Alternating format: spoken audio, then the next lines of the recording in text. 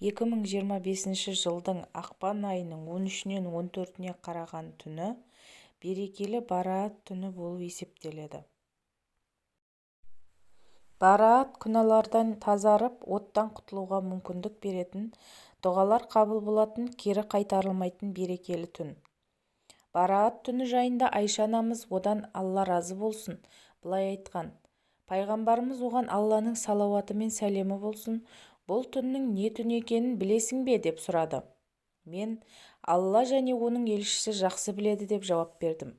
Сонда ол: оған Алланың салауаты мен сәлемі болсын, бұл Шағбан айының 15-ші түні.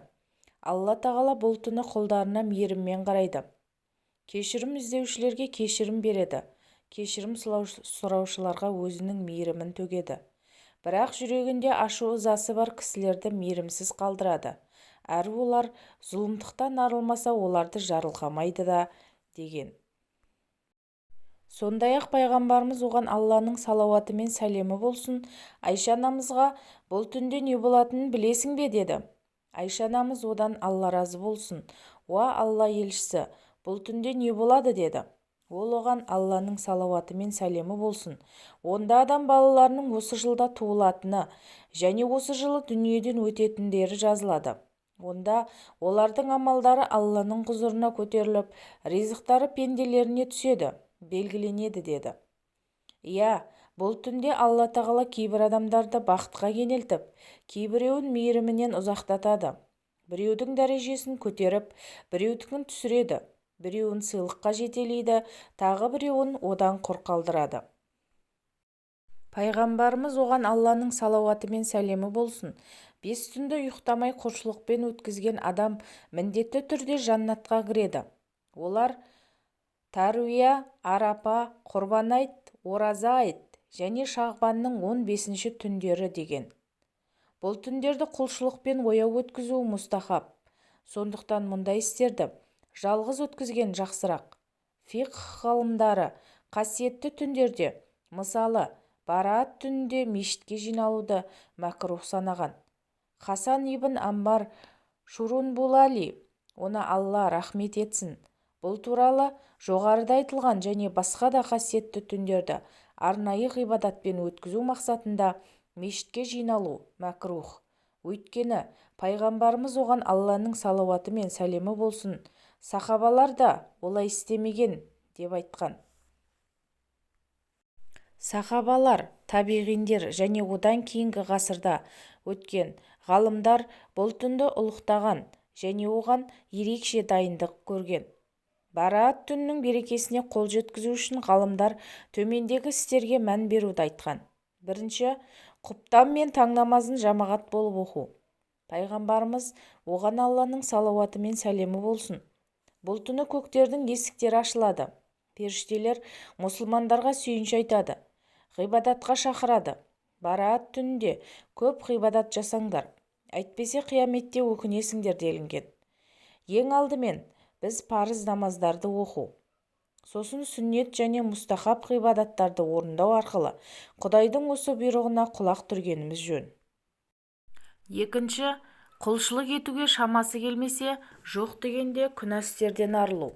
Пайғамбарымыз, оған Алланың салауаты мен сәлемі болсын, бұл түні мұсылман туысымен байланысын үзгендер, өзін жоғары санағандар және ата-анасына қарсы шыққандар кешірілмейді деген.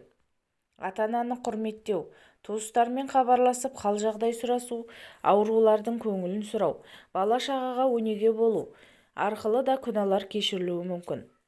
Сондай-ақ біз кез келген қастандықтан, арамдықтан, ашудан, мақтаншақтық пен өр көкіректіктен бас тартуымыз қажет. Әйтпесе Алла тағала бізді тазарудан алыстатады. Үшінші, тәубе ету және истиғфар айтуға көңіл бөліп түрлі бидғаттардан сақтану.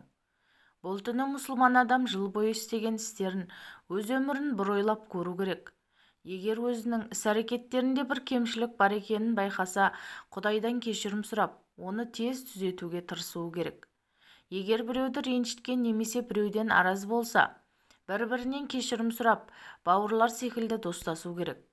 Егер біреуден қарыз алып, себепсіз қайтармай жүрген болса, дереу қарызын қайтару жолдарын қарастыру керек. Қайтсе де, жаратқан иемізге тәуба етіп, тура жолға түсуіміз қажет. Төртінші, өзі және мұсылман үмметі үшін қайырлы дұғалар жасау. Дұға ғибадаттың мәйегі. Алла тағала пендесіне әрдайым дұға жасауды бұйырады. Осы түні дұғалардың қабыл болуы әбден мүмкін. Ендеше әрбір мұсылман бұл түнді бағалай білуі керек. Бұл түні мүміннің жүрегінде өзге адамдарға деген ашу-ызасы болмауы қажет. Өзгелерді кешіріп, оларға жақсылық тілеуі тиіс. Бесінші, шамасына қарай зікір айту, нәпіл намаз оқу, Құран тілауат ету. Бұл түнді зікірге арнаған өте жақсы. Әсіресе пайғамбарымызға, оған Алланың игілігі мен сәлемі болсын, салауат айту. Тахаджуд немесе басқа да нәпіл намаздарды оқу құпталады. Нәпіл намаз жамағатпен оқылмайды, әркім өзі жеке оқиды. Ал Құран оқу осы түні атқарылар пайдалы құлшылықтың түріне жатады. Алтыншы, мүмкіндік болса, Шағбан айының 15-ші күні ораза тұту. Пайғамбарымыз, оған Алланың салауаты мен сәлемі болсын, былай деген: Шағбан айының жартысы толған түнді құлшылықпен өткізіңдер. Күндіз ораза ұстаңдар, өйткені Алла тағала күн ұясына батқан шақта кешірім тілеуші бар ма, кешірейін, ризық сұраушы бар ма, ризық берейін, ауру сырқауға ұшыраған бар ма, шипасын берейін деп таң шапағы атқанға дейін рақымын төгеді. Бұл күні ораза тұту мұстахаб. Ораза ұстамаған адам күнәһар болмайды. Бұл қасиетті түнде орындаған барша құлшылықтарымызды, дұға тілектерімізді Алла қабыл еткей.